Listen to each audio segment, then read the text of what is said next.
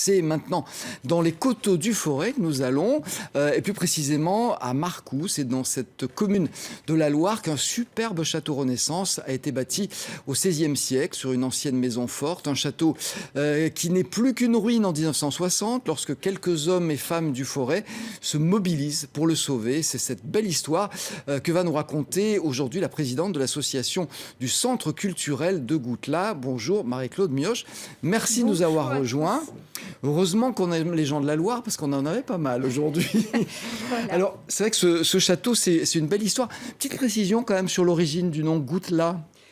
Donc le mot Goutelat se rattache à une étymologie locale. On appelle chez nous une goutte un ruissellement d'eau qui va rejoindre la rivière et particulièrement le Lignon. Donc Goutelat, à flanc de coteau, était sans doute le lieu d'une goutte. Oui, qui est disparu aujourd'hui ?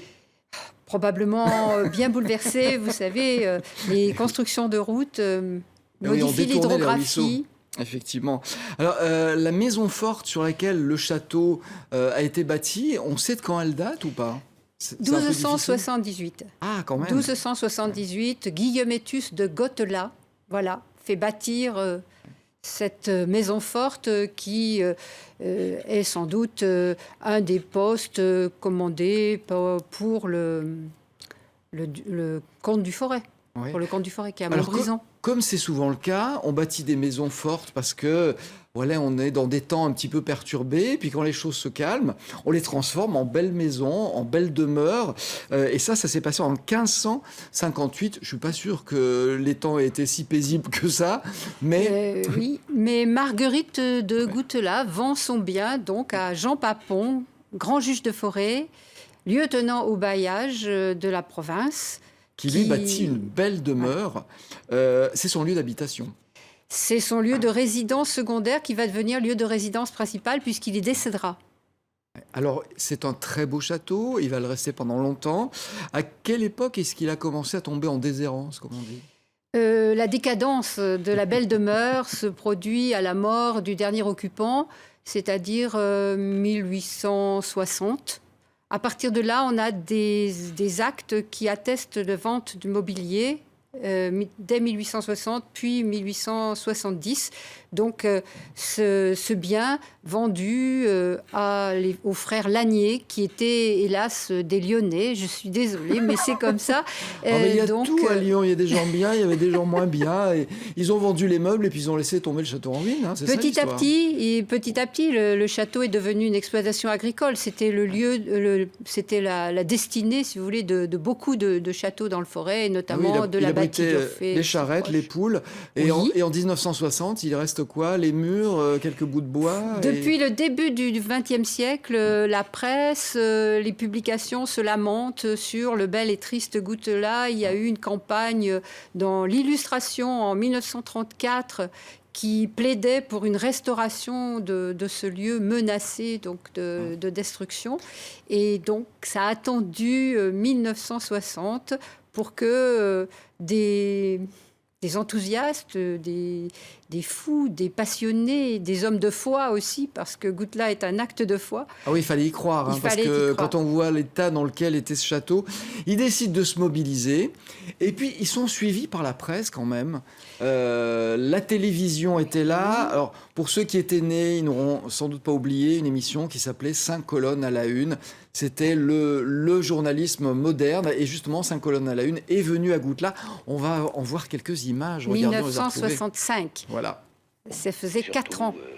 Tenter de prouver qu'on peut sauver des éléments de ce patrimoine autrement qu'à coup de pognon. Il faut montrer que quand les hommes s'y mettent, quand vraiment les hommes de bonne volonté au vrai sens s'y mettent, il y a moyen de résoudre des problèmes qui paraissent insolubles comme celui-ci. J'ai vu quand même que M. Boucher, dans le fond, il avait des idées qui étaient assez près des miennes, quoi. Il me dit, mais là, on pourrait y restaurer, et puis on pourrait en faire un lieu de réunion, ou un lieu de rencontre. J'ai été séduit par son idée. Nous n'avons qu'à y gagner d'être en contact avec des gens, et nous avons de la graine à prendre à leur compagnie. Et c'est là notre satisfaction à tous. C'est pour ça que nous venons donner des coups de main bénévoles à tout moment. Moi, toute ma vie, elle était consacrée à l'urbanisme, pour le bien-être des gens. Il s'agit de restaurer une vieille maison, un château en ruine, et que ça peut servir à quelque chose. Les grilles. Ce sont des images, j'imagine, qui vous émeuvent parce que c'est là qu'est la belle histoire. Le premier intervenant, c'est Monsieur Boucher. C'est lui qui vraiment a réussi à mobiliser tout le monde autour de ce château. Et la deuxième personne que vous avez vue, monsieur aux joues bien généreuses, c'est l'ancien propriétaire, c'est l'agriculteur qui acceptait de le vendre pour Il rien. ne l'a pas vendu, Oui, il l'a c'est-à-dire donné. pour le franc symbolique, même pas. Voilà, Noël Durand, donc, cet agriculteur a donné la clé d'un château qui n'en avait plus besoin et il l'a remis pour qu'il devienne un lieu, non pas privé, mais un lieu ouvert à tous, un lieu de culture, comme on disait, un centre culturel. Voilà, donc c'est une philosophie particulière qui a poussé à la restauration de ce château. Et alors les gens sont venus de toutes parts, c'est vraiment du bénévolat. Bon, il y a eu un peu d'argent, effectivement, parce qu'il y a des choses qui ont coûté de l'argent, mais il y a eu beaucoup de bénévolat pour la restauration. Beaucoup de bénévolat et beaucoup de dons. Beaucoup de dons, beaucoup de récupération de matériaux.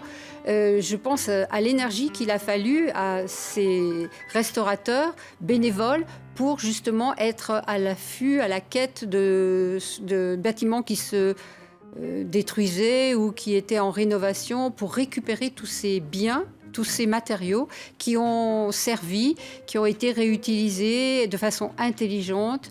La restauration de Goutelas s'est faite avec un grand sens du patrimoine et un grand respect de l'histoire du lieu, consultation des archives notamment. Et véritablement, je crois qu'il n'y a pas de trahison, il n'y a pas de faute contre la mémoire ou contre l'architecture qui est composite. Alors il fallait aussi faire attention. Composer avec ça, composer avec si vous ça, me permettez.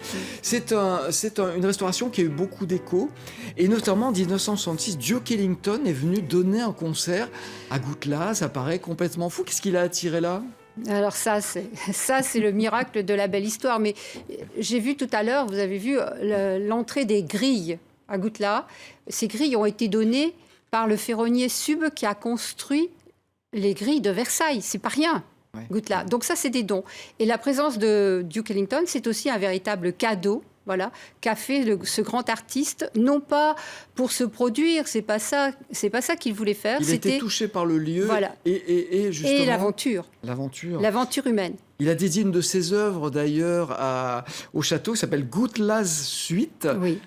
Donc effectivement, on imagine que ça l'a marqué. Aujourd'hui, vous l'avez dit, c'est un lieu de culture, c'est un lieu toujours ouvert à tous, avec des manifestations qui sont organisées régulièrement. Voilà, donc Goutelas a obtenu en 2015 le label Centre culturel de rencontre, donc qui colle à l'identité de Goutelas, c'est-à-dire un lieu patrimonial, un lieu ouvert à la création et un lieu également qui possède une activité réceptive, qui accueille à toute l'année des séminaires, à la journée, des séminaires résidentiels, et puis qui a des manifestations culturelles à destination du territoire dans un rayon à peu près de 50 km. Pour le moment, on ne va pas bien au-delà, sauf par exemple quand il y a des colloques qui, eux, rassemblent un public plus lettré, plus... Donc il y a des artistes qui viennent, et je vais signaler que demain, il y a un concert d'un groupe de chansons françaises qui s'appelle Au-delà de ça. Oui. Je pense qu'il y a un jeu de mots quelque part. Voilà, c'est au-delà de ça. Ce sont donc 6 artistes, c'est de la chanson française. C'est un groupe qui s'est déjà produit à Montbrison et que nous accueillons dans le cadre des Polissons, qui est l'événement des pénitents, donc la salle de spectacle de Montbrison. Voilà. Et nous sommes heureux de cette collaboration. C'est la 2e année où nous entrons dans cette collaboration. Écoutez, merci beaucoup Marie-Claude Mioche d'être venue nous parler de cette belle histoire avec en plus des images qui datent mais qui sont encore fraîches, même si elles sont en noir et blanc.